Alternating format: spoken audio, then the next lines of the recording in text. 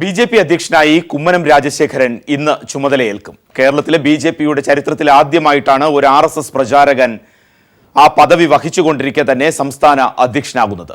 ഇന്ന് രാവിലെ 11 മണിക്ക് ബി.ജെ.പി. ഓഫീസായ മാരാർജി ഭവനിലാണ് സ്ഥാനമേൽക്കൽ ചടങ്ങുകൾ. സംസ്ഥാന അധ്യക്ഷനായ കുമ്മനത്തെ കാത്തിരിക്കുന്ന വൈതരണികൾ നിരവധി.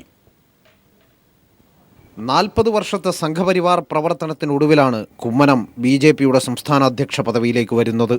കേരളത്തിലെ പരിവാർ പ്രസ്ഥാനത്തിൻ്റെ തീവ്ര ഹൈന്ദവ മുഖമായിട്ടാണ് കുമ്മനം വിലയിരുത്തപ്പെടുന്നത്. 1983 നിലയ്ക്കൽ ആക്ഷൻ കൗൺസിലിൻ്റെ സെക്രട്ടറിയായ കാലം മുതൽ കേരളത്തിലെ ചെറുതും വലുതുമായ ഹൈന്ദവ സംഘടനകളുമായി ബന്ധം പുലർത്തി വരുന്ന കുമ്മനത്തിന് അവരെ ബി.ജെ.പിയോട് അടുപ്പിക്കുന്നതാവും അടുത്ത ലക്ഷ്യം.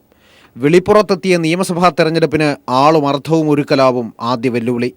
വിജയിക്കാൻ സാധ്യതയില്ലാത്ത പാർട്ടി എന്ന ചീത്തപ്പേര് മാറ്റാനാണ് ആർ.എസ്.എസ്. കുമ്മനത്തെ ബി.ജെ.പിയിലേക്ക് നിയോഗിച്ചിരിക്കുന്നത്.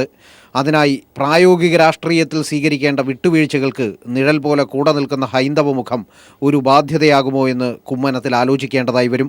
കുമ്മനം പ്രസിഡന്റ് ആവുന്നതോടെ മിതവാദികൾ ഇനി പുറംവാതിലൂടെ മാരാർജി ഭവനിൽ കയറേണ്ടതായി വരുമെന്നും പറഞ്ഞു കേൾക്കുന്നു.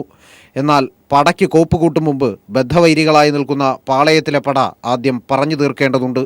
ഹൈന്ദവ വോട്ട് ബാങ്ക് എന്ന എളുപ്പമോടാത്ത വണ്ടിയുടെ ഡ്രൈവിംഗ് സീറ്റിൽ വന്നിരിക്കുന്ന കുമ്മനത്തെ സങ്കീർണതകളും നൂലാമാലകളും നിറഞ്ഞ നിരവധി വെല്ലുവിളികളാണ് കാത്തിരിക്കുന്നത്. ശനിയാഴ്ചയായ ഇന്ന് രാഹുകാലത്തിന് ശേഷമാവും കുമ്മനത്തിൻ്റെ സ്ഥാനമേക്കൽ ചടങ്ങുകൾ നടക്കുക.